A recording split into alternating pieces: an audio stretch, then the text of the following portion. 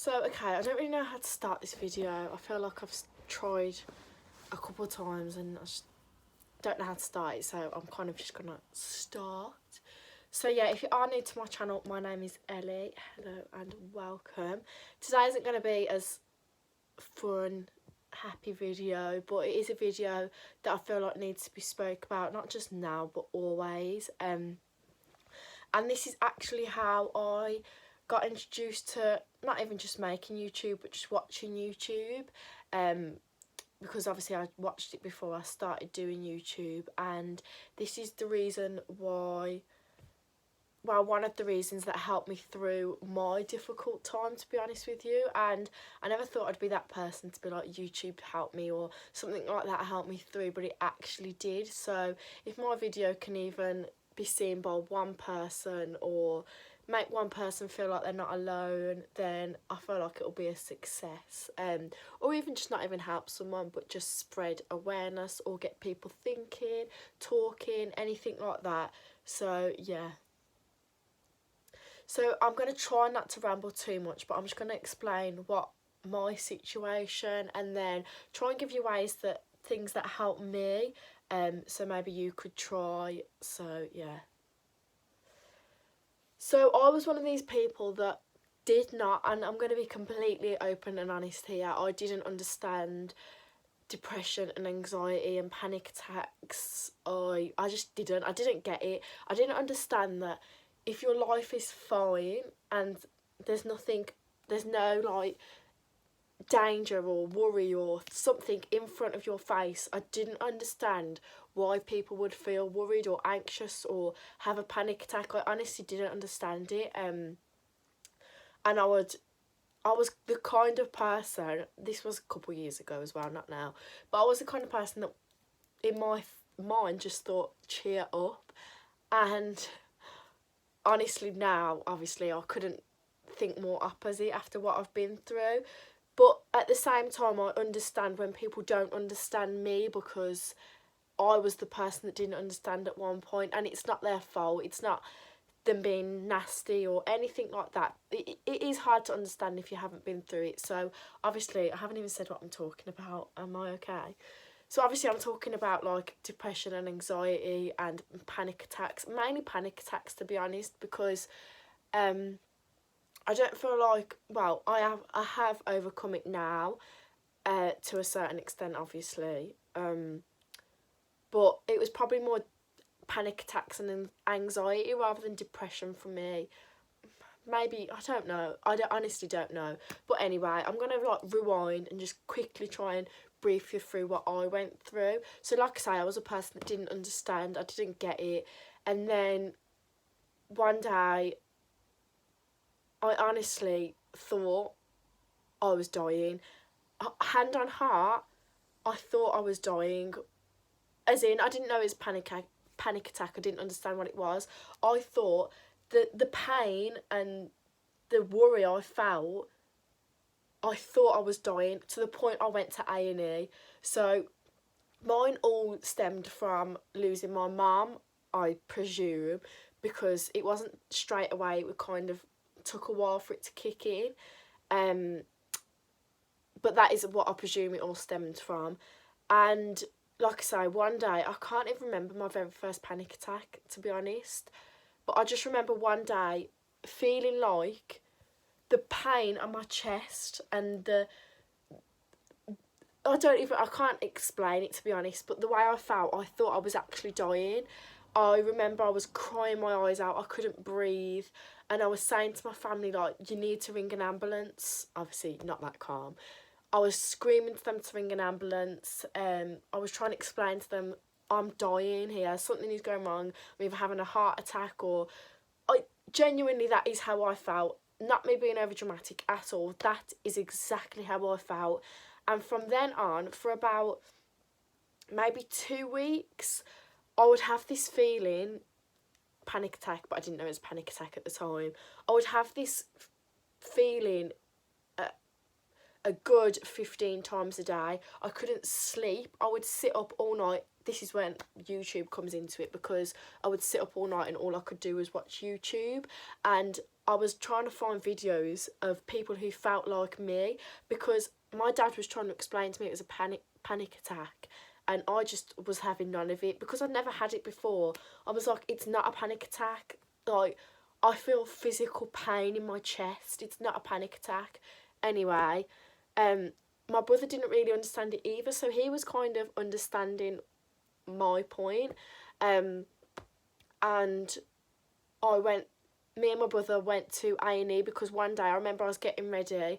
I didn't leave the house in these 2 weeks because I was so scared something was going to happen to me while I was out that I couldn't leave the house. And then I remember the first time I was getting ready to leave the house in about 2 weeks, and I was halfway through getting ready, and I don't know if it was the thought of going out that made it worse looking back now, but I had the biggest panic attack. Still didn't know it was a panic attack, and luckily my brother was in, and he drove me straight to A&E because, wow, when I got to A&E, I was that bad, as in to the point where I couldn't breathe. They thought my lung had collapsed. They thought I had a collapsed lung and rushed me for x-ray, because that's how much I was having a panic attack, and was trying to... I couldn't even explain to them I couldn't breathe. I remember we got to the counter and I couldn't stand up. I was holding my chest. I couldn't breathe. I was obviously crying, and my brother had to explain everything to them, what was going on. And like I say, they thought I had a collapsed lung. That's how bad I was. Anyway, obviously, sent me for all the tests. There was nothing wrong with me. There was nothing wrong with me. And it was at that point when I got the confirmation from the hospital and the doctors that your heart's fine, because I had an ECG as well, you know, where they stick all the stickers over you because check I was having a heart attack or something. My heart was fine, my lungs were fine, everything in my chest. There was like, there's nothing wrong with you. And it was at that point I thought, am I having panic attacks? Is this what this is? And I remember saying to the doctor at the hospital, am I having a panic attack? And this is what makes me realise how uneducated the medical side of this is. And he was like, no, it's definitely not a panic attack. Okay, so then I was back in the mindset that, okay, it's not a panic attack. I've been told by a doctor it's not. So again, it went on and on. I don't think I left the house for a month. I didn't wash my hair. I didn't have a shower. I couldn't get changed. I remember sat in the same pyjamas for days and days. My dad was begging me to try and go out. They was trying to force me. But the thought of going out and this happening in public was unbearable for me. I thought, I cannot have this happen in public. I couldn't control it in the house. I didn't know what to do with myself. So I thought, what if I go out and this happens? And because it was happening so often, as in, I would say every 2 hours I was having a panic attack.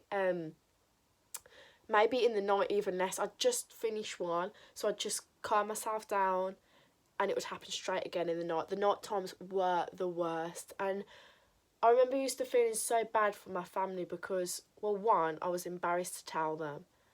And two, I would keep them up all night, especially Henry. I would keep him up all night when he had work the next day. I remember seeing how tired he was, but he wanted to... Oh, God.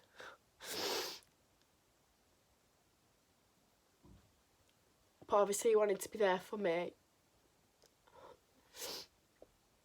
So he would sit up all night with me. And when I say all night, I'm not talking about an hour. All night. I didn't sleep. And for me to sleep, I would have to be so distracted mentally.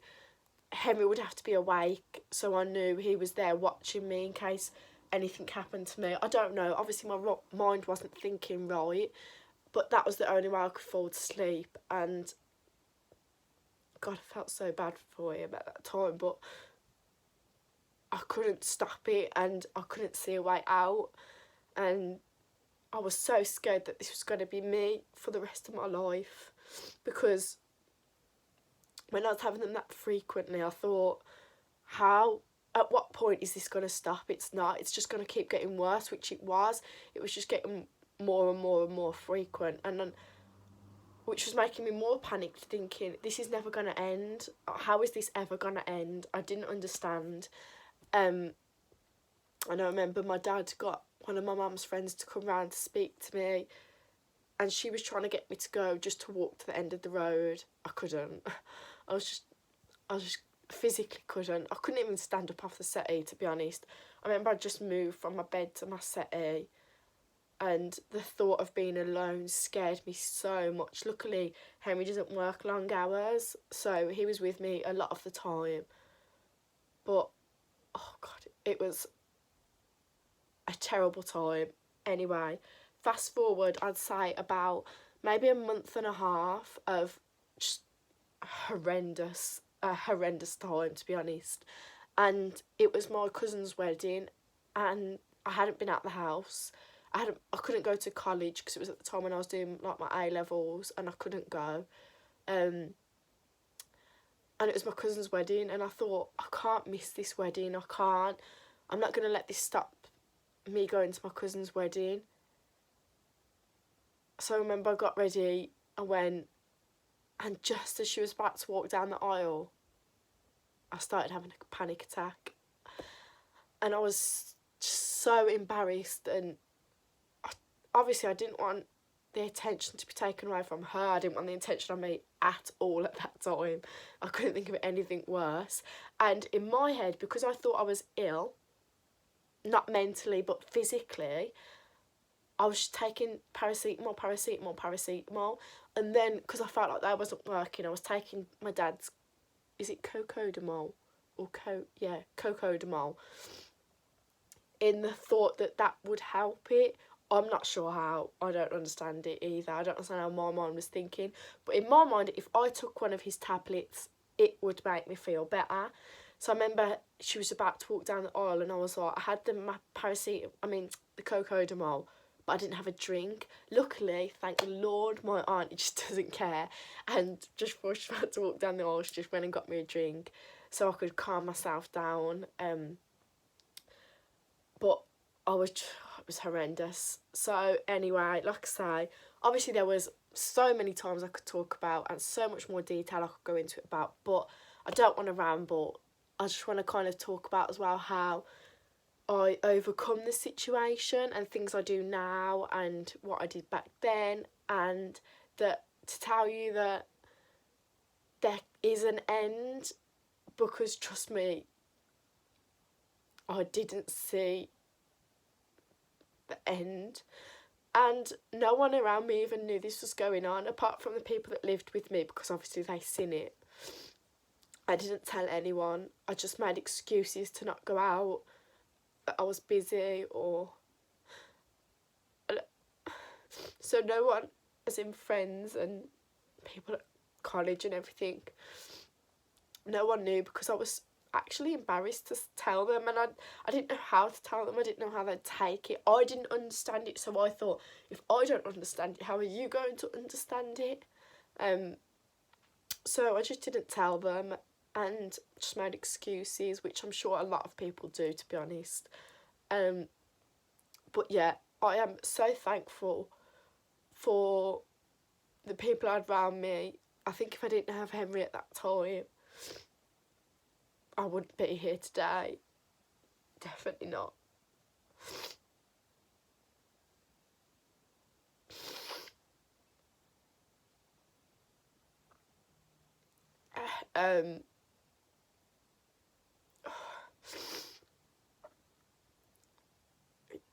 Yeah, I am so thankful for everyone I had around me, and honestly, if there's one thing I can tell you that actually helped me, and I don't understand how, because I was the person that was like, everyone was like, you need to talk about it, and I was thinking, well, what's talking about it got to do? It's not going to change it, it's not going to take it away. But I can tell you now, the one thing that helped me the most to start getting out again was telling people. I remember I went on my first night out after a while, and I was so scared. I remember saying to Henry, can you please stay by your phone? to get ready to come and pick me up. And I was just saying I was showing my face. And then, can you just pick me up after half an hour? And I remember I was sat there in the pub or wherever I was. And I thought, you know what? Like, I shouldn't be ashamed of how I'm feeling. And I told who I was with no, I didn't tell them, sorry. I started having a panic attack and went outside. And I remember I was crying my eyes out outside. And someone walked out who I was with, and he kind of knew straight away what was going on. And I can't tell you the relief that gave me, because I was on the phone to Henry telling him to pick me up. And when I started talking about it to who I was with, and they was getting me a glass of water, sitting with me outside in the fresh air, calming me down, saying, we can stay out here all night, it doesn't matter, we can all go home. And they were so understanding and so supportive. And I just kind of calmed down because I felt safe.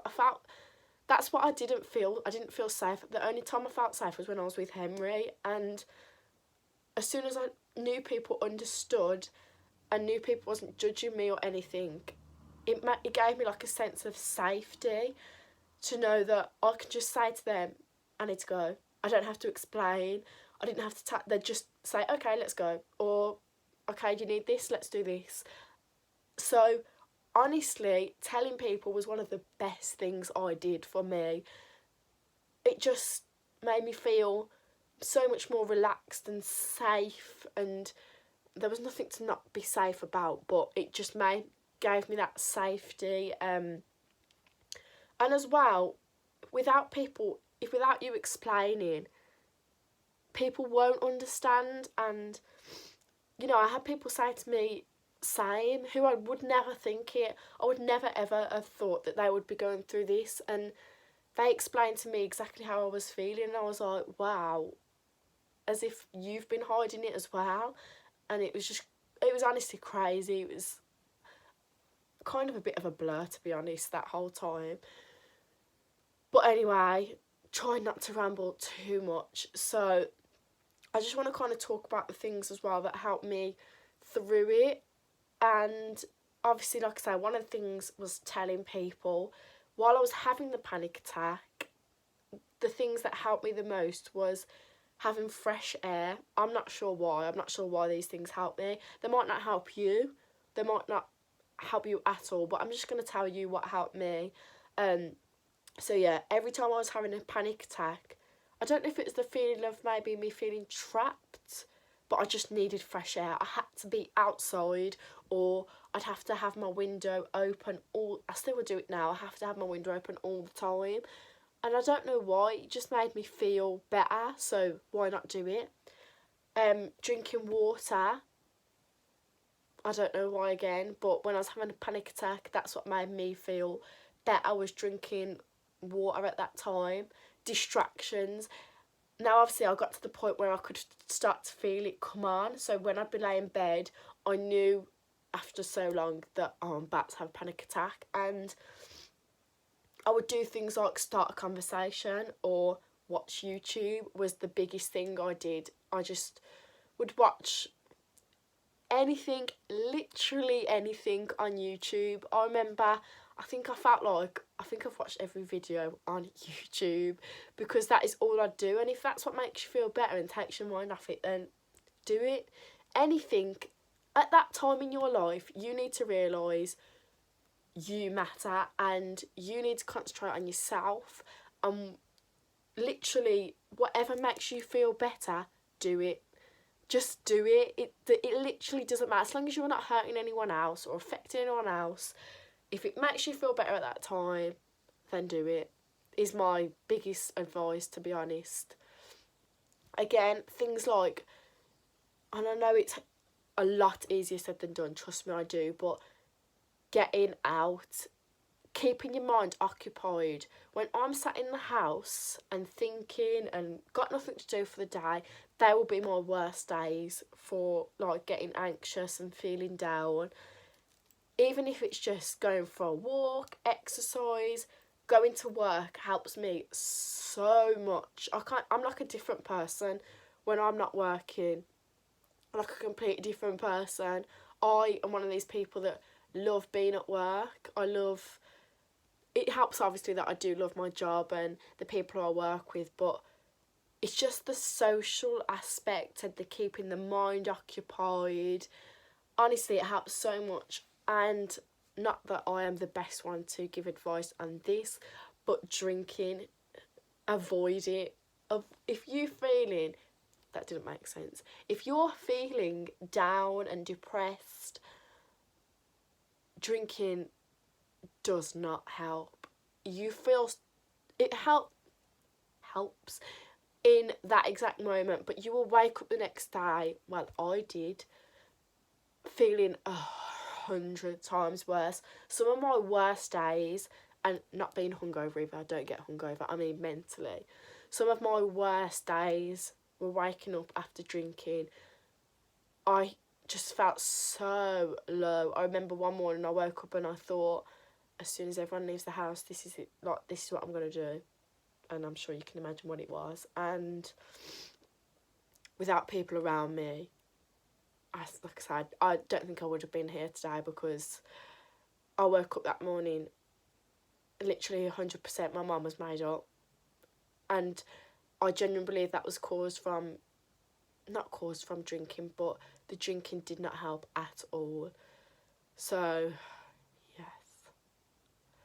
And I'm very conscious this video is getting long now, so if you do have any more questions, if you do want me to make more videos on what I went through, or more videos on things that helped me and anything like that, I'm more than happy to do so. Like I say, I didn't like talking about it back then, but I'm so open about talking about it now because I realised how much it helped me and other people. So yeah, honestly, you can message me, either comment down below, but I understand if you don't want to do that, you can message me on Instagram, or however you like. It's completely up to you. Or like I say, if you do have any videos you want me to do, I am more than happy to do so. So yeah,